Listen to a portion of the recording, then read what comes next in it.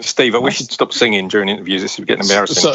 Sorry, when the inspiration comes, you've got to go with it. Yeah, I know, but it's not professional, and it sounds a bit juvenile. Sorry, mate. It's hard to believe. I know. Yeah, come on, pull yourself together. You can fear the worst, but when you got Streets of Dreams, hey, look at that. The man's on fire.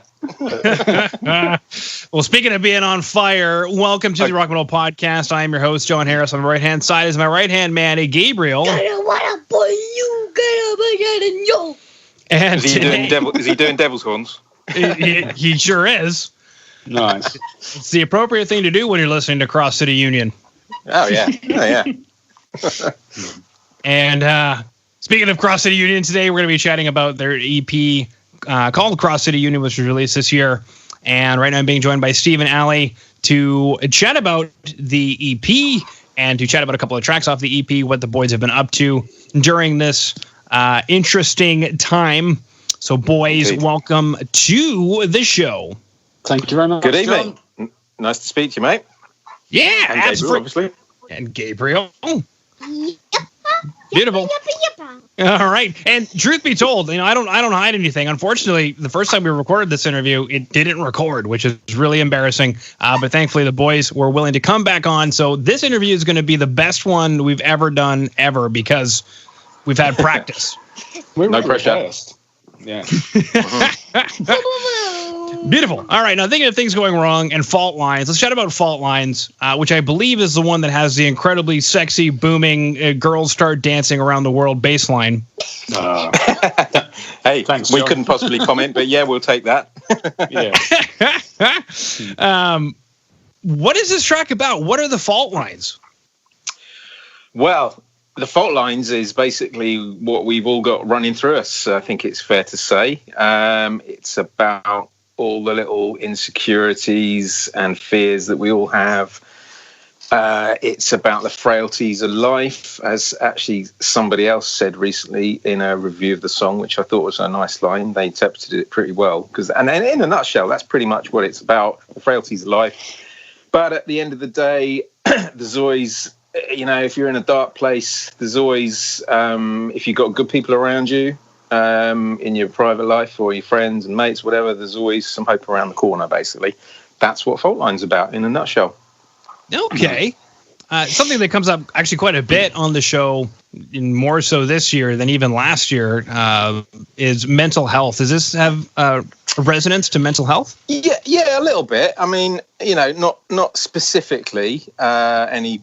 I mean, from a personal point of view, it's not specifically. It's more generic kind of just a vibe, really, that we all have at the moment. I think, because it's actually quite pertinent for what's going on the last few months with the virus and lockdown and everything. But if, funnily enough, it was written about 6 months ago before this all happened, And weirdly, is one of the lines in it is you've been wearing a mask so long it started to stick to your skin, which is kind of weird, really. So yeah, it's all kind of a little bit prophetic, actually, in a way. It definitely edges towards the mental health issues, and I think all of us, to some degree, have had experience of that. Yeah, I mean, it kind of came across as a bit more. I don't know if I want to use the terms confidence or self-esteem. Going back to my, I guess I'm dating myself at this point because I was very late 80s, early 90s. Self-esteem was the buzzword. Yeah, absolutely. We fit into that category. Yeah, no, it is. But it's a positive song as well, so it's kind of, although, basically in a nutshell, when times are bleak, there's always light, basically, at the end of the tunnel. It's not always a train. I think it's also good to recognise that, everybody has them. None of us are perfect, and we've all got our weaknesses. And, that's the main thing, really. It applies to everybody. Absolutely. Wow. Okay, very cool. Now, I'm speculating then that not many people have chatted about this amazing bass line or this both the line. Speaking of fault lines, there's no fault in that bass line. But I guess for the Nice. for the gearheads out there, I mean, even myself, I'm like, I don't know. Bass tone is my thing. Good. Let's chat. Let's chat. So I'm thinking this is probably one for you, Steve. Yeah. Okay, mate. Okay. And- basically, we used. I'm a big fan of Tech 21 gear, and I also use a bit of dark glass stuff as well. But I guess about 6 months ago, maybe even a bit more than that, I got that Doug Pinnock pedal. And it's just got that lovely, it kind of splits that signal where you get that lovely fat bottom end, but you can then sort of dial in as much grit and dirt as you want on top of that. So that's what we used on that. And we both knew kind of what we were looking for. We wanted something quite sort of commanding. And I think we nailed it. So. Well, yeah. I mean, the funny thing is, I don't think people realize how much of rock and metal music of the bass are actually hearing. I mean, how many times have you chatted with a guitar player or even a drummer, and they're like, "Man, I want that sound," and you're like, "That's the bass guitar." Yeah, yeah. I mean, I think. Do you know? I find in the recording process as well. I think the bass is so difficult to kind of pin down.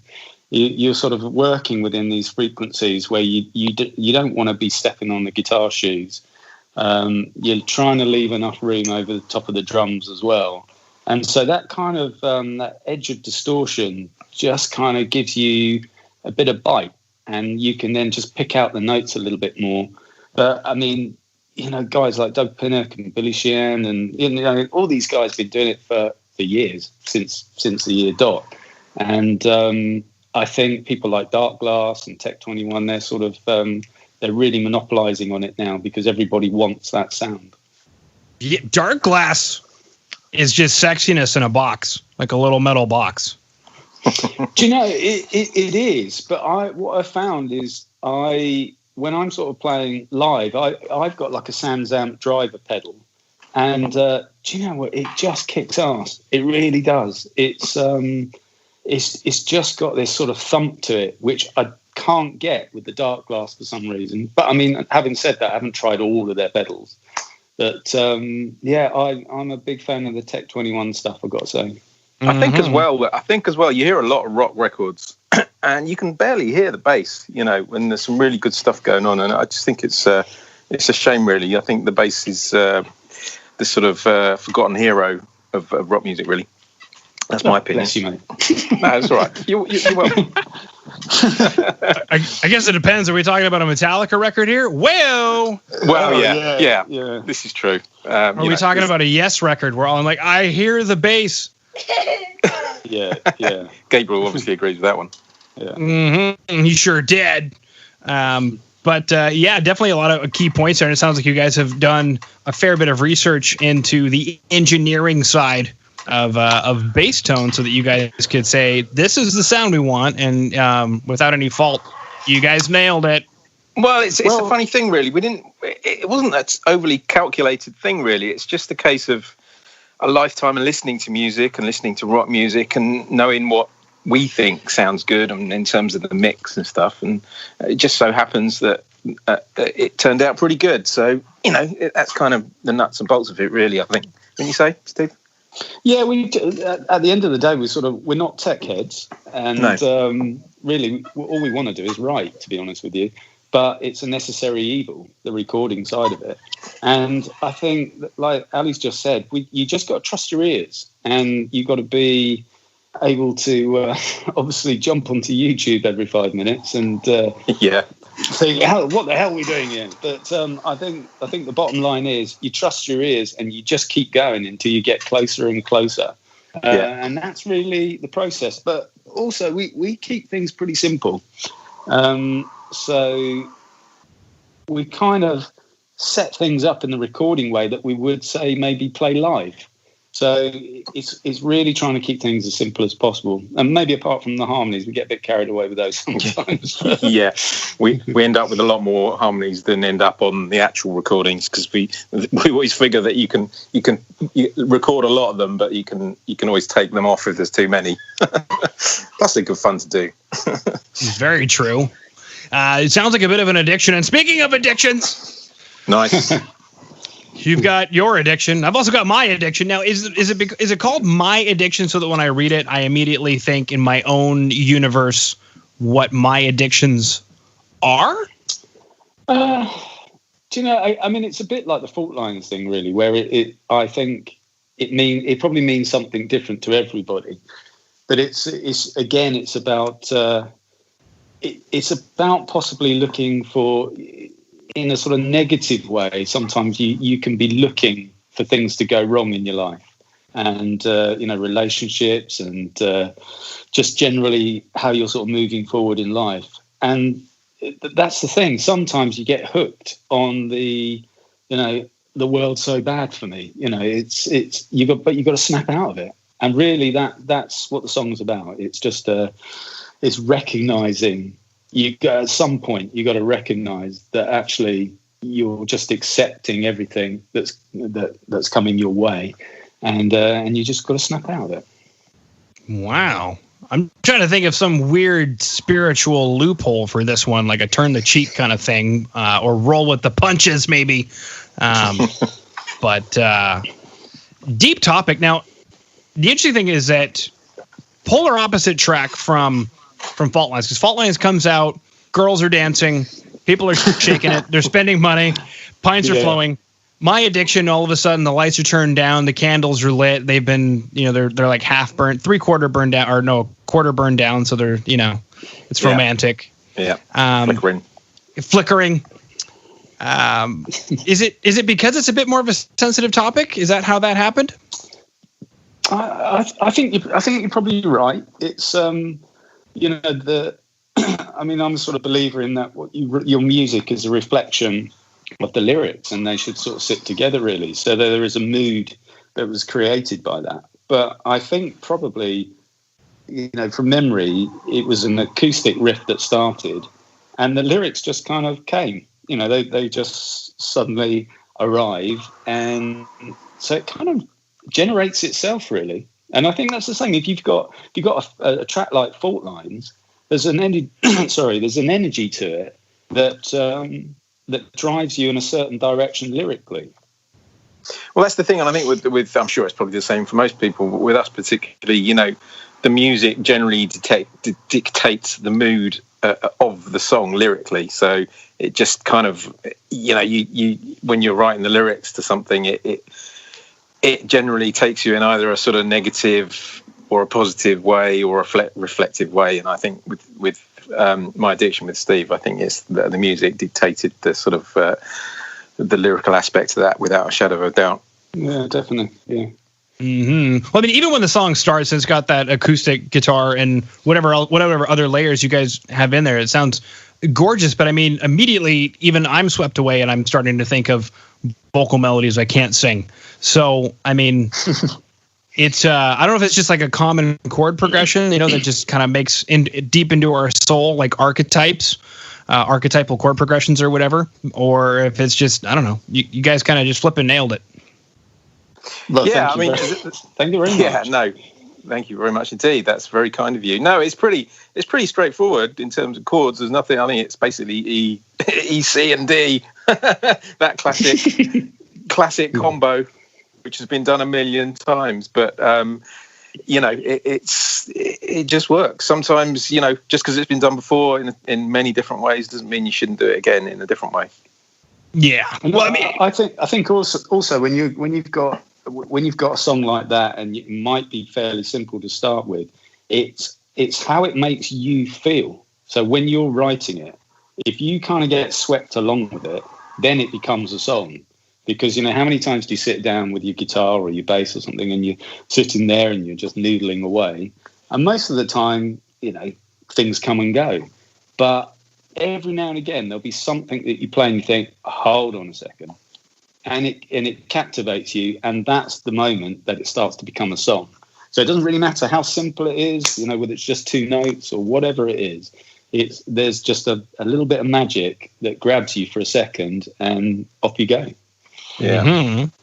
Speaking of magic that grabs you and takes you off for, more than just a second, let's chat about this EP, Cross City Union. Now, I guess my big question is, what were you guys looking to put together that created the EP? And if I recall correctly, there is it's like one song short of an album. Yeah.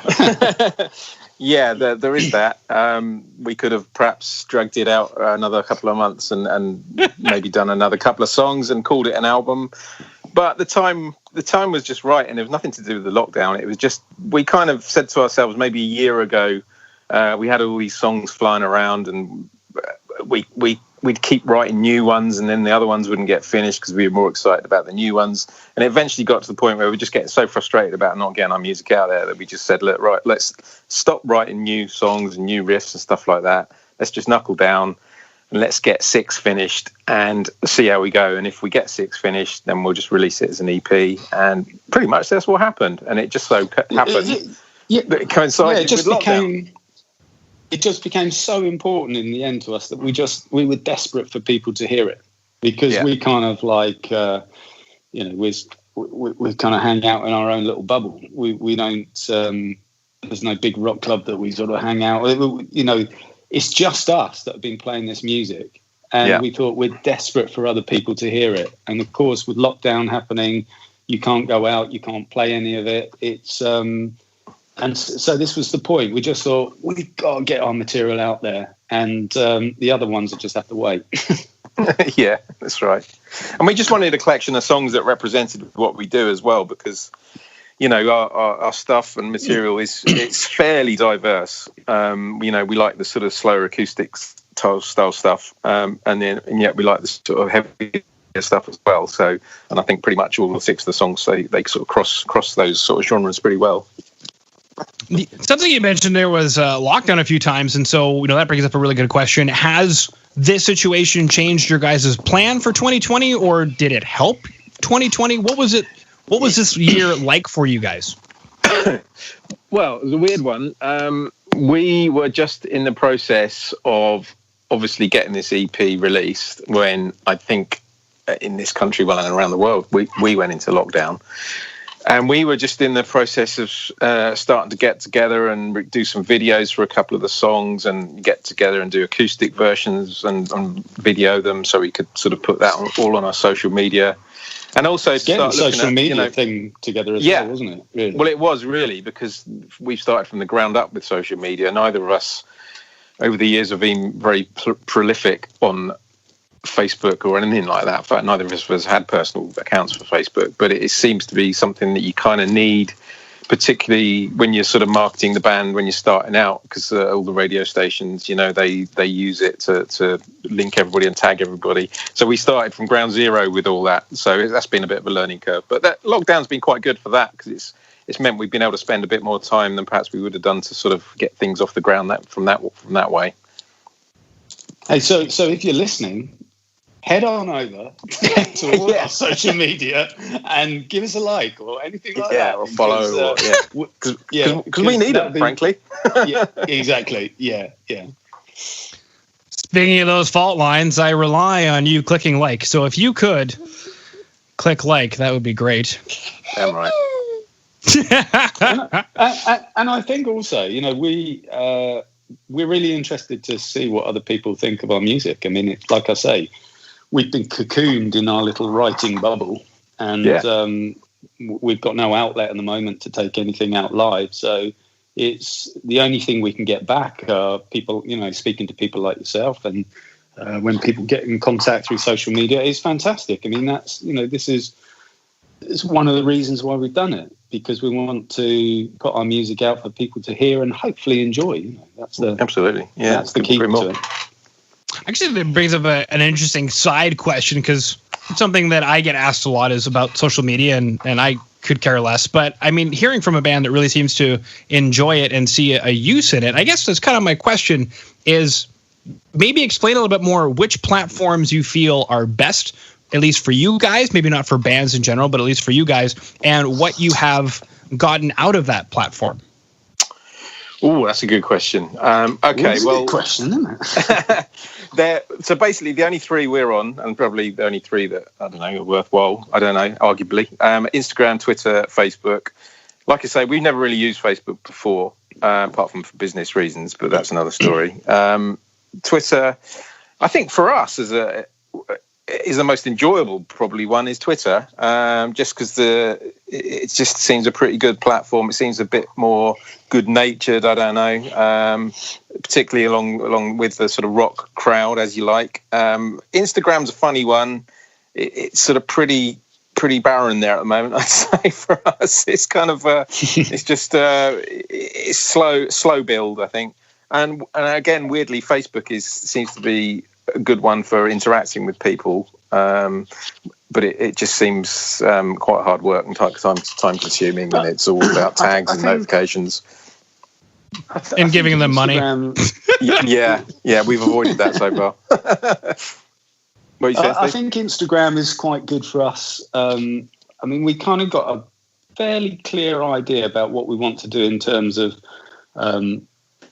apart from the music, there's a certain style that we want for Cross City Union, and like Ali does a lot of the graphic side of it, and Instagram's great for that because it gives you a platform to sort of give a face to the band, and so therefore that's a really good way of sort of sharing that with people. It's good for getting the brand out there. If you want to use the word brand, it's the brand. Yeah.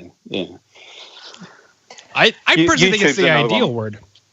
Yeah, well, it is really. YouTube's one which we want to work on, but at the moment we haven't got much in the way of videos, so there's little point until we start playing live and getting together and hooking up and doing stuff. There's not really much going on YouTube, but that's obviously one we need to work on, to say the least. Okay. Now, I guess that leads me to my final question is that what we should expect, say, for the rest of the year, as a more YouTube-like presence, say lyric videos, or however you might be able to assemble some kind of a music video? Yeah, well, absolutely. That is a lyric video, something we've been looking at and started working on, but haven't got to a conclusion yet. But yeah, I think, and hopefully we'll be able to get together in the next few weeks and actually start performing some of these songs acoustically together, so we can put them out there. So we can show people that we can, we can do it live, even if it is just the two of us with acoustic guitars. I think we might break some of the tracks down as well, and I might do. Been thinking about maybe doing a section on the bass on Fault Lines, for instance, and there's a few solos and stuff that Ali's been doing on these tracks, which would be great just to pick apart a little bit. So that's it. Yeah, get amongst the guitar nerds. So all that kind of stuff is in the pipeline, and it's just really sort of developing it. I mean, like I say, we started this from nothing, so we're sort of playing catch up a little bit. But it's interesting.